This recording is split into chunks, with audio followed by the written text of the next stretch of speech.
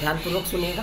आज हम जो आपको स्पेशल टॉपिक बताने जा रहे हैं प्रकाश के अपवर्तन के उदाहरण की बात करते हैं, जिसमें सबसे पहला ध्यान दीजिएगा, सबसे पहली टॉपिक जो है, हमें तारे टिमटिमाते हुए नजर आते हैं। अब यह किस घटना के कारण होता है अगर पूछा जाए तो आप सीधे सीधे बताएंगे प्रकाश के अपवर्तन के कारण। एक्सप्लेन कैसे कर सकते हैं? जो वायुमंडल है, पृथ्वी पर जो वायुमंडल वो विभिन्न परतों से मिलकर बना होता है। आपको पता है उसमें कई मंडल होते हैं, क्षोभ मंडल, विक्षोभ मंडल, ढेर सारे कई मंडल है। तो अब होता क्या, आप इन सबके जो मंडल कई परतों में जो बटा हुआ है वायुमंडल, इन सबके ताप और घनत्व तो अलग अलग होते हैं। और वायु आपको पता है वायु हमेशा चलती रहती है, जिसके कारण इनके ताप और घनत्व में लगातार परिवर्तन होता रहता है। और जब तारों से प्रकाश की किरणें आती हैं तो वह इन विभिन्न अलग अलग घनत्व और ताप वाले माध्यमों से होकर गुजरती हैं, जिससे उनका अपवर्तन होता रहता है। अतः हमें तारे टिमटिमाते हुए नजर आते हैं, जिसे हम कहते हैं ट्विंकलिंग ऑफ स्टार्स, तारों का टिमटिमाना। आपने ट्विंकल तो सुना ही होगा, ट्विंकल ट्विंकल लिटिल स्टार में ट्विंकल का मतलब होता है टिमटिमाना। सेकंड ऑप्शन, आप कभी भी कोई किसी वस्तु को, जैसे कि पेंसिल को जल में डुबो दीजिए। जैसे आप जल में डुबोते हैं पेंसिल को तो वह टेढ़ी दिखाई देने लगती है। अब टेढ़ी क्यों दिखाई देती है? टेढ़ी इसलिए दिखाई देती है भैया कि प्रकाश की किरणें, हमारी आंखों से चलने वाली प्रकाश की किरणें वायु से होते हुए जल में जाती हैं, और जैसे ही वायु से होते हुए प्रकाश की किरणें जल में जाती हैं तो उनका क्या हो जाता है, उनका आप जानते हो, आप विरल माध्यम से सघन माध्यम में जैसे जाती हैं, अपवर्तन के कारण उनका विचलन हो जाता है, अभिलंब की ओर झुक जाती है प्रकाश की किरणें, जिसके कारण हमको पेंसिल या कोई भी डूबी हुई वस्तु, जल में डूबी हुई वस्तु हमें टेढ़ी दिखाई देती है। और ऐसे एक जेन्युइन उदाहरण आपके लिए है कि जो थोड़ा आपके लिए थोड़ा अपर साइड का है, जैसे कि सूर्योदय के कुछ समय पूर्व ही सूर्य दिखाई देने लगता है और सूर्यास्त के कुछ समय बाद तक दिखाई देता है। ऐसा क्यों होता है?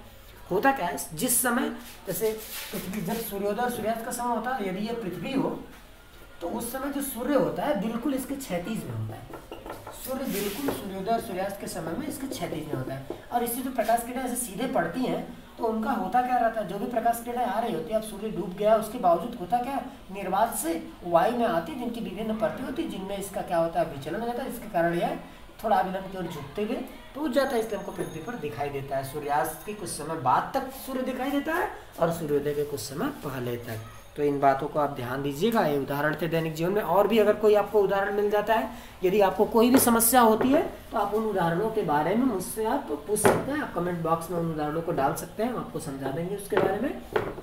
बात करते हैं हम अगले टॉपिक की, क्रांतिक कोण, क्रिटिकल एंगल। अब ध्यान से देखिएगा जरा, क्रिटिकल एंगल जो क्रांतिक कोण है, वेरी मोस्ट इंपॉर्टेंट टॉपिक है आपके लिए। अब वेरी मोस्ट इंपॉर्टेंट टॉपिक क्यों है जरा देखिएगा ध्यान से, क्योंकि हम इसी से TIR, टोटल इंटरनल रिफ्रैक्शन समझने वाले हैं।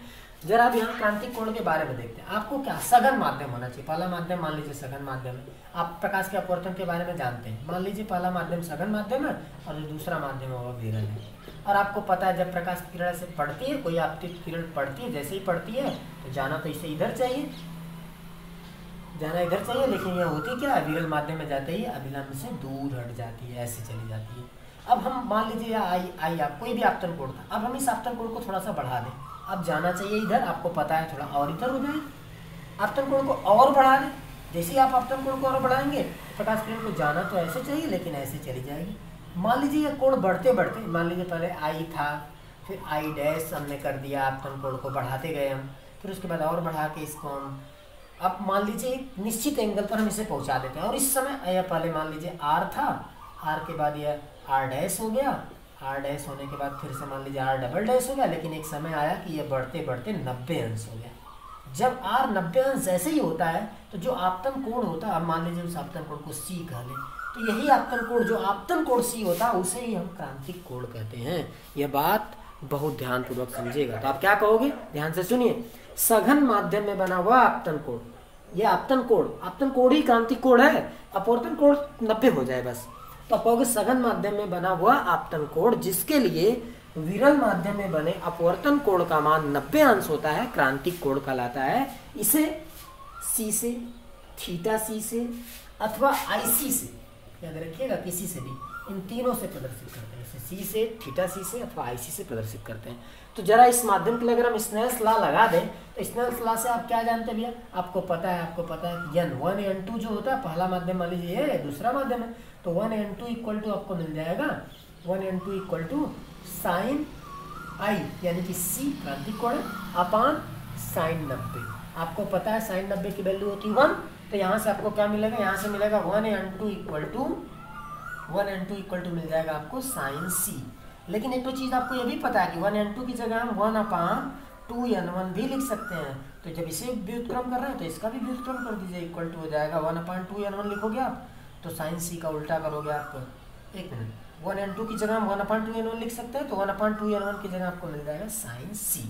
अब यहाँ से अगर हम 2n1 निकालना चाहें, देन 2n1 इक्वल टू हो जाएगा 1/sin c।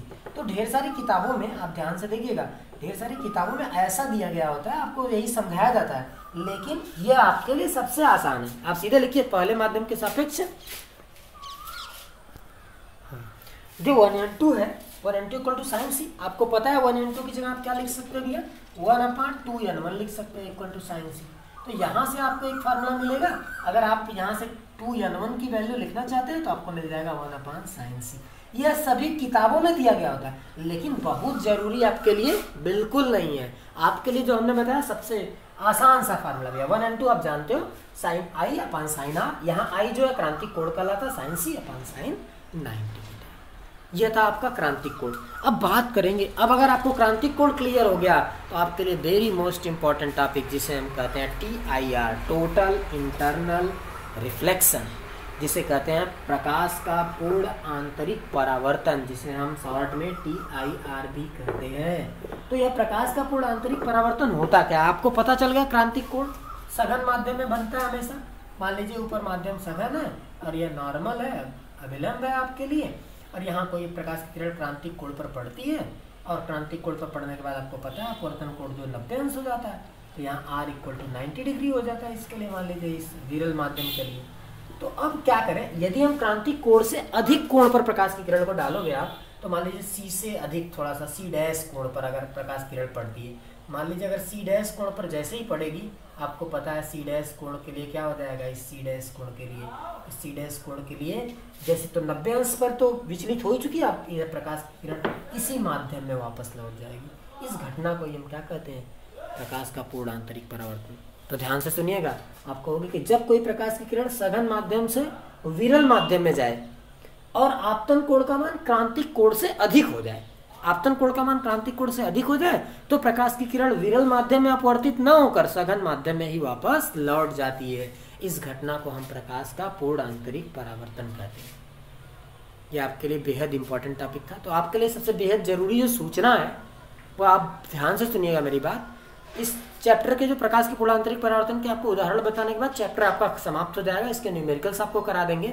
उसके बाद हम फर्स्ट पेपर शुरू करने वाला है। और फर्स्ट पेपर अभी तक हम लोग जो वीडियो बना रहे थे 7 मिनट 8 मिनट का, अब वीडियो आपको पूरा आधे घंटे का, आधे चैप्टर का। अभी जो था हम लोग थोड़ा स्लो मोशन में चल रहे थे, अब आपके लिए स्पीड सीधे बढ़ जाने वाली है और आपको मिलने का अब आधे घंटे का वीडियो, जिसमें आधे से आधे चैप्टर कवर किए जाएंगे। क्योंकि यह 10 वालों के लिए भी टॉपिक थी, इसलिए कम टाइम का वीडियो बनाया गया।